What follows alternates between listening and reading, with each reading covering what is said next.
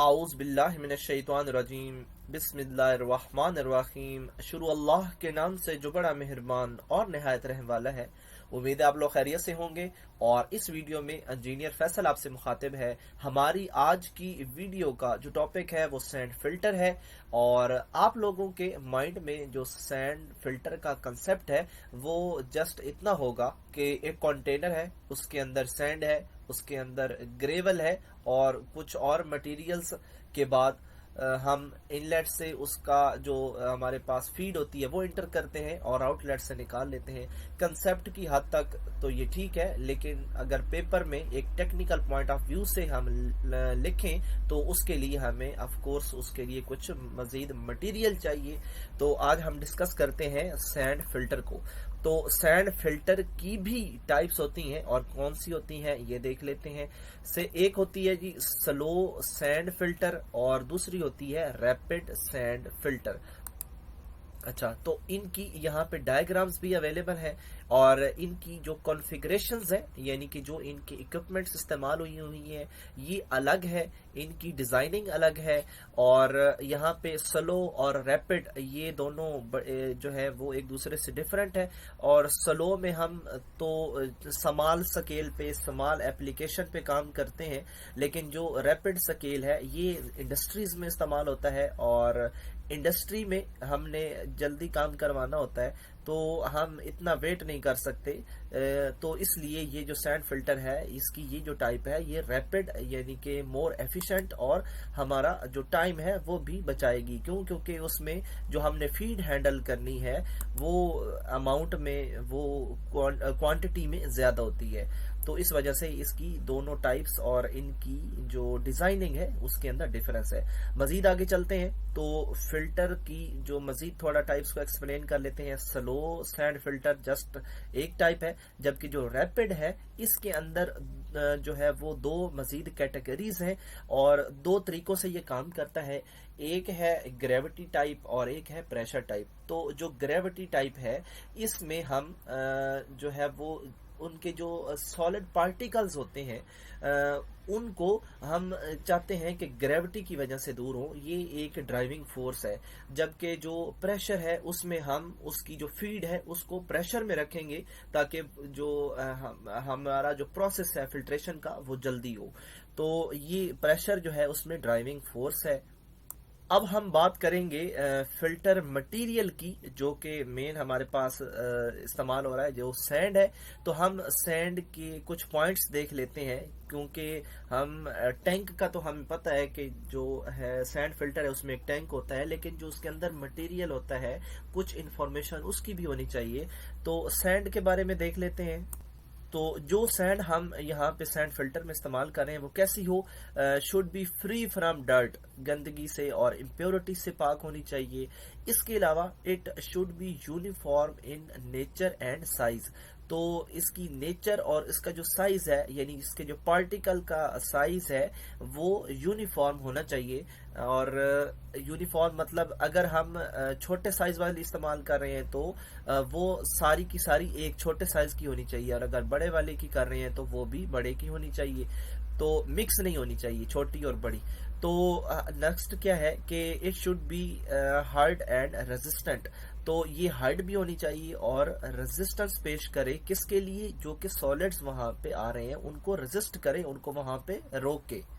और थोड़ी हार्ड भी होनी चाहिए, सख्त होनी चाहिए, सख्त होगी तो उनको रोकेगी। जो फोर्थ पॉइंट है, it should be such as not lose more than 5% of its weight after being placed in hydrochloric acid for 24 hours.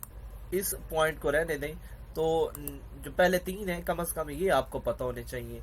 और इसके बाद हम चलते हैं इसी सैंड फिल्टर के बारे में कुछ टेक्निकल डाटा ले लेते हैं कि जो हमने फिल्टर के अंदर सैंड लेयर की थिकनेस रखनी है वो कितनी होनी चाहिए? 90 से 110 सेंटीमीटर। और जो इफेक्टिव साइज है जो हम न्यूमेरिकल कैलकुलेशन के बाद जो हम ग्रेन्स यानी कि रेत का जो साइज हासिल करते हैं वो इशारिया 2 से इशारिया 3 के दरमियान होना चाहिए। तो ये स्टैंडर्ड चीजें हैं। और यूनिफॉर्मिटी होनी चाहिए यानी कि वो सारे का सारा होमोजीनियस मिक्सचर होना चाहिए। अब उसके पार्टिकल साइज जो है वो इक्वल होने चाहिए। नेक्स्ट हमारे पास बजरी होती है और उसको हम इंग्लिश में ग्रेवल कहते हैं।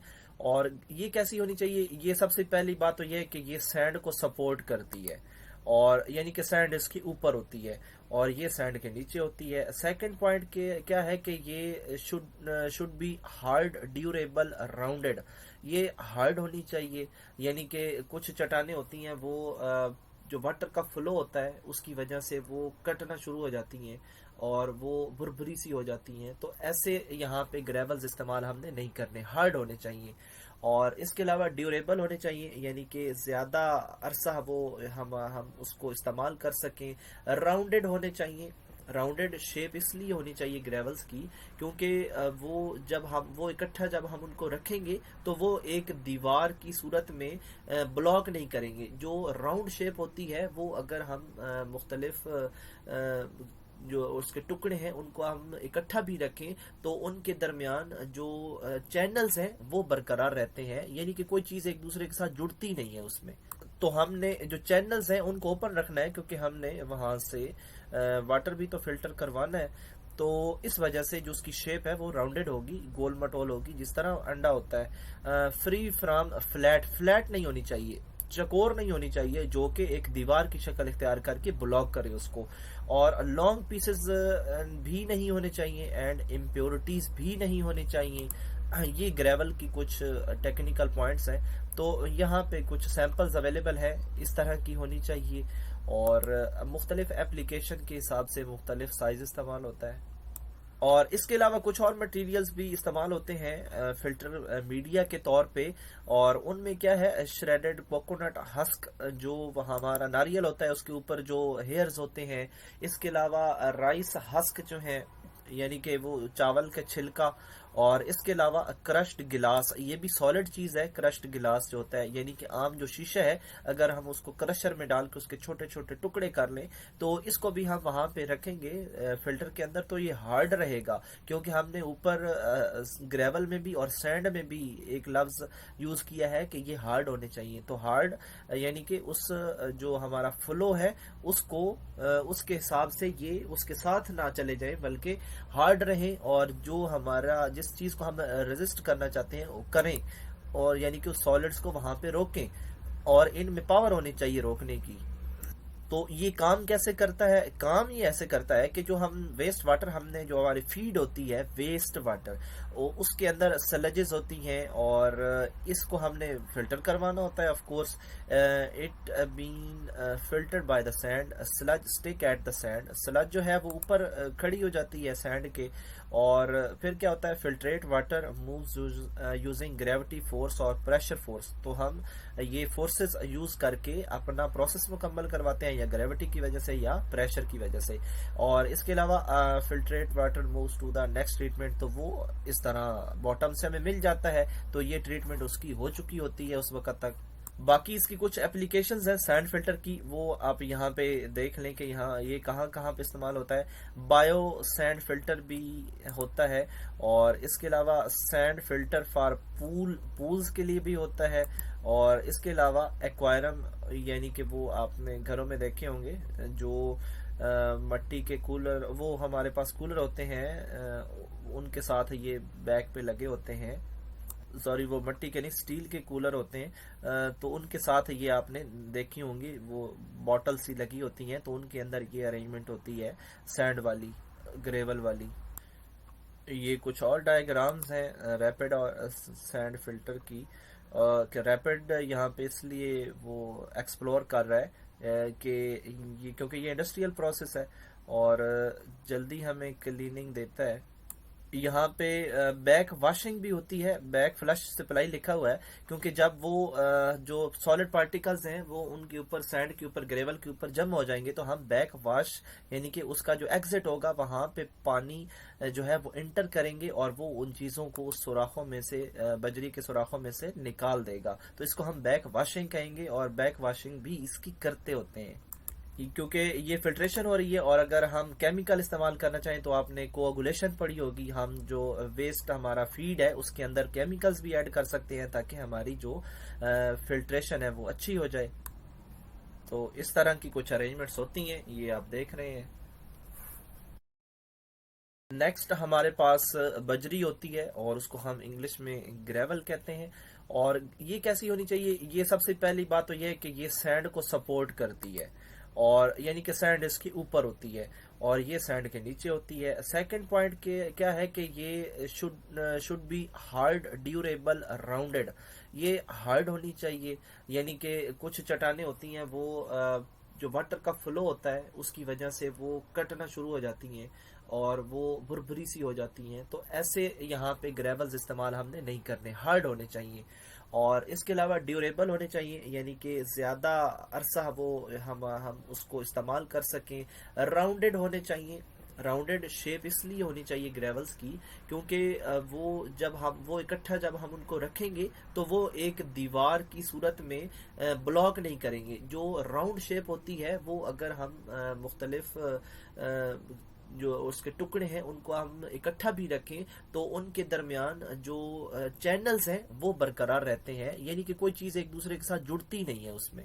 तो हमने जो चैनल्स हैं उनको ओपन रखना है क्योंकि हमने वहां से वाटर भी तो फिल्टर करवाना है। तो इस वजह से जो उसकी शेप है वो राउंडेड होगी, गोल मटोल होगी, जिस तरह अंडा होता है। फ्री फ्रॉम फ्लैट, फ्लैट नहीं होनी चाहिए, चकोर नहीं होनी चाहिए जो कि एक दीवार की शक्ल इख्तियार करके ब्लॉक करे उसको। और लॉन्ग पीसेस भी नहीं होने चाहिए एंड इम्प्योरिटीज भी नहीं होने चाहिए। ये ग्रेवल की कुछ टेक्निकल पॉइंट्स हैं। तो यहाँ पे कुछ सैंपल्स अवेलेबल है, इस तरह की होनी चाहिए। और मुख्तलिफ एप्लीकेशन के हिसाब से मुख्तलिफ साइज इस्तेमाल होता है। और इसके अलावा कुछ और मटेरियल्स भी इस्तेमाल होते हैं फिल्टर मीडिया के तौर पे। और उनमें क्या है, श्रेडेड कोकोनट हस्क, जो हमारा नारियल होता है उसके ऊपर जो हेयर्स होते हैं। इसके अलावा राइस हस्क जो है, यानी कि वो चावल का छिलका। और इसके अलावा क्रश्ड गिलास, ये भी सॉलिड चीज है। क्रश्ड गिलास जो होता है, यानी कि आम जो शीशा है, अगर हम उसको क्रशर में डाल के उसके छोटे छोटे टुकड़े कर लें तो इसको भी हम वहां पे रखेंगे फिल्टर के अंदर तो ये हार्ड रहेगा। क्योंकि हमने ऊपर ग्रेवल में भी और सैंड में भी एक लफ्ज यूज किया है कि ये हार्ड होने चाहिए। तो हार्ड यानी कि उस जो हमारा फ्लो है उसको उसके हिसाब से ये उसके साथ ना चले जाए, बल्कि हार्ड रहे और जो हमारा जिस चीज को हम रेजिस्ट करना चाहते हैं वो करें, और यानी कि उस सॉलिड्स को वहां पे रोकें। और इनमें पावर होनी चाहिए रोकने की। तो ये काम कैसे करता है? काम ये ऐसे करता है कि जो हम वेस्ट वाटर, हमने जो हमारी फीड होती है वेस्ट वाटर, उसके अंदर सलजेस होती हैं और इसको हमने फिल्टर करवाना होता है। Of course it been filtered by the sand, sludge stick at the sand. Sludge जो है वो ऊपर खड़ी हो जाती है सैंड के। और फिर क्या होता है, filtrate water moves using gravity force और प्रेशर फोर्स। तो हम ये फोर्सेस यूज करके अपना प्रोसेस मुकम्मल करवाते हैं, या ग्रेविटी की वजह से या प्रेशर की वजह से। और इसके अलावा filtrate water moves to the next treatment, तो वो इस तरह बॉटम से हमें मिल जाता है। तो ये ट्रीटमेंट उसकी हो चुकी होती है उस वक्त तक। बाकी इसकी कुछ एप्लीकेशंस हैं सैंड फिल्टर की, वो आप यहाँ पे देख लें कि यहाँ ये कहाँ कहाँ पे इस्तेमाल होता है। बायो सैंड फिल्टर भी होता है, और इसके अलावा सैंड फिल्टर फॉर पूल्स के लिए भी होता है। और इसके अलावा एक्वायरम, यानी कि वो आपने घरों में देखे होंगे जो मट्टी के कूलर, वो हमारे पास कूलर होते हैं उनके साथ ये बैक पे लगे होते हैं। सॉरी, वो मट्टी के नहीं, स्टील के कूलर होते हैं। तो उनके साथ ये आपने देखी होंगी, वो बॉटल सी लगी होती हैं, तो उनके अंदर ये अरेंजमेंट होती है सैंड वाली, ग्रेवल वाली। ये कुछ और डायग्राम्स हैं रैपिड और सैंड फिल्टर की। रैपिड यहाँ पे इसलिए वो एक्सप्लोर कर रहा है कि ये, क्योंकि ये इंडस्ट्रियल प्रोसेस है और जल्दी हमें क्लीनिंग देता है। यहाँ पे बैक वॉशिंग भी होती है, बैक फ्लश सप्लाई लिखा हुआ है, क्योंकि जब वो जो सॉलिड पार्टिकल्स हैं वो उनके ऊपर, सैंड के ऊपर, ग्रेवल के ऊपर जम हो जाएंगे, तो हम बैक वॉश यानी कि उसका जो एग्जिट होगा वहां पे पानी जो है वो इंटर करेंगे और वो उन चीजों को उस सुराखों में से, बजरी के सुराखों में से निकाल देगा। तो इसको हम बैक वॉशिंग कहेंगे, और बैक वॉशिंग भी इसकी करते होते हैं क्योंकि ये फिल्ट्रेशन हो रही है। और अगर हम केमिकल इस्तेमाल करना चाहें तो आपने कोआगुलेशन पढ़ी होगी, हम जो वेस्ट हमारा फीड है उसके अंदर केमिकल्स भी ऐड कर सकते हैं ताकि हमारी जो फिल्ट्रेशन है वो अच्छी हो जाए। तो इस तरह की कुछ अरेंजमेंट्स होती हैं, ये आप देख रहे हैं। नेक्स्ट हमारे पास बजरी होती है और उसको हम इंग्लिश में ग्रेवल कहते हैं। और ये कैसी होनी चाहिए? ये सबसे पहली बात तो ये है कि ये सैंड को सपोर्ट करती है, और यानी कि सैंड इसके ऊपर होती है और ये सैंड के नीचे होती है। सेकंड पॉइंट के क्या है कि ये should be hard, durable, rounded. ये हार्ड होनी चाहिए, यानी कि कुछ चट्टानें होती हैं वो जो वाटर का फ्लो होता है उसकी वजह से वो कटना शुरू हो जाती हैं और वो भुरभुरी सी हो जाती हैं। तो ऐसे यहाँ पे ग्रेवल्स इस्तेमाल हमने नहीं करने, हार्ड होने चाहिए। और इसके अलावा ड्यूरेबल होने चाहिए, यानी कि ज़्यादा अरसा वो हम उसको इस्तेमाल कर सकें। राउंडेड होने चाहिए। राउंडेड शेप इसलिए होनी चाहिए ग्रेवल्स की क्योंकि वो इकट्ठा जब हम उनको रखेंगे तो वो एक दीवार की सूरत में ब्लॉक नहीं करेंगे। जो राउंड शेप होती है वो अगर हम मुख्तलिफ जो उसके टुकड़े हैं उनको हम इकट्ठा भी रखें तो उनके दरमियान जो चैनल्स हैं वो बरकरार रहते हैं, यानी कि कोई चीज़ एक दूसरे के साथ जुड़ती नहीं है उसमें। तो हमने जो चैनल्स हैं उनको ओपन रखना है क्योंकि हमने वहां से वाटर भी तो फिल्टर करवाना है। तो इस वजह से जो उसकी शेप है वो राउंडेड होगी, गोल मटोल होगी, जिस तरह अंडा होता है। फ्री फ्रॉम फ्लैट नहीं होनी चाहिए, चकोर नहीं होनी चाहिए जो कि एक दीवार की शक्ल इख्तियार करके ब्लॉक करे उसको। और लॉन्ग पीसेस भी नहीं होने चाहिए एंड इम्प्योरिटीज भी नहीं होनी चाहिए। ये ग्रेवल की कुछ टेक्निकल पॉइंट्स हैं। तो यहाँ पे कुछ सैंपल्स अवेलेबल है, इस तरह की होनी चाहिए। और मुख्तलिफ एप्लीकेशन के हिसाब से मुख्तलिफ साइज इस्तेमाल होता है। और इसके अलावा कुछ और मटेरियल्स भी इस्तेमाल होते हैं फिल्टर मीडिया के तौर पे। और उनमें क्या है, श्रेडेड कोकोनट हस्क, जो हमारा नारियल होता है उसके ऊपर जो हेयर्स होते हैं। इसके अलावा राइस हस्क जो है, यानी कि वो चावल का छिलका। और इसके अलावा क्रश्ड गिलास, ये भी सॉलिड चीज है। क्रश्ड गिलास जो होता है, यानी कि आम जो शीशा है, अगर हम उसको क्रशर में डाल के उसके छोटे छोटे टुकड़े कर लें तो इसको भी हम वहां पे रखेंगे फिल्टर के अंदर तो ये हार्ड रहेगा। क्योंकि हमने ऊपर ग्रेवल में भी और सैंड में भी एक लफ्ज यूज किया है कि ये हार्ड होने चाहिए। तो हार्ड यानी कि उस जो हमारा फ्लो है उसको उसके हिसाब से ये उसके साथ ना चले जाए बल्कि हार्ड रहे, और जो हमारा जिस चीज को हम रेजिस्ट करना चाहते हैं वो करें, और यानी कि उस सॉलिड्स को वहां पे रोकें। और इनमें पावर होनी चाहिए रोकने की। तो ये काम कैसे करता है? काम ये ऐसे करता है कि जो हम वेस्ट वाटर, हमने जो हमारी फीड होती है वेस्ट वाटर, उसके अंदर स्लजेस होती हैं और इसको हमने फिल्टर करवाना होता है। Of course it been filtered by the sand, sludge stick at the sand. Sludge जो है वो ऊपर खड़ी हो जाती है सैंड के। और फिर क्या होता है, filtrate water moves using gravity force और प्रेशर फोर्स। तो हम ये फोर्सेस यूज करके अपना प्रोसेस मुकम्मल करवाते हैं, या ग्रेविटी की वजह से या प्रेशर की वजह से। और इसके अलावा filtrate water moves to the next treatment, तो वो इस तरह बॉटम से हमें मिल जाता है। तो ये ट्रीटमेंट उसकी हो चुकी होती है उस वक्त तक। बाकी इसकी कुछ एप्लीकेशंस हैं सैंड फिल्टर की, वो आप यहाँ पे देख लें कि यहाँ ये कहाँ कहाँ पे इस्तेमाल होता है। बायो सैंड फिल्टर भी होता है, और इसके अलावा सैंड फिल्टर फॉर पूल्स के लिए भी होता है। और इसके अलावा एक्वायरम, यानी कि वो आपने घरों में देखे होंगे जो मट्टी के कूलर, वो हमारे पास कूलर होते हैं उनके साथ ये बैक पे लगे होते हैं। सॉरी, वो मट्टी के नहीं, स्टील के कूलर होते हैं। तो उनके साथ ये आपने देखी होंगी, वो बॉटल सी लगी होती हैं, तो उनके अंदर ये अरेंजमेंट होती है सैंड वाली, ग्रेवल वाली। ये कुछ और डायग्राम्स हैं रैपिड और सैंड फिल्टर की।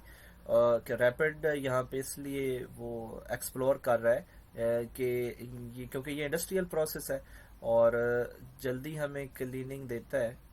यहाँ पे बैक वॉशिंग भी होती है, बैक फ्लश सप्लाई लिखा हुआ है, क्योंकि जब वो जो सॉलिड पार्टिकल्स हैं वो उनके ऊपर, सैंड के ऊपर, ग्रेवल के ऊपर जम हो जाएंगे, तो हम बैक वॉश यानी कि उसका जो एग्जिट होगा वहां पे पानी जो है वो इंटर करेंगे और वो उन चीजों को उस सुराखों में से, बजरी के सुराखों में से निकाल देगा। तो इसको हम बैक वॉशिंग कहेंगे, और बैक वॉशिंग भी इसकी करते होते हैं क्योंकि ये फिल्ट्रेशन हो रही है। और अगर हम केमिकल इस्तेमाल करना चाहें तो आपने कोआगुलेशन पढ़ी होगी, हम जो वेस्ट हमारा फीड है उसके अंदर केमिकल्स भी ऐड कर सकते हैं ताकि हमारी जो फिल्ट्रेशन है वो अच्छी हो जाए।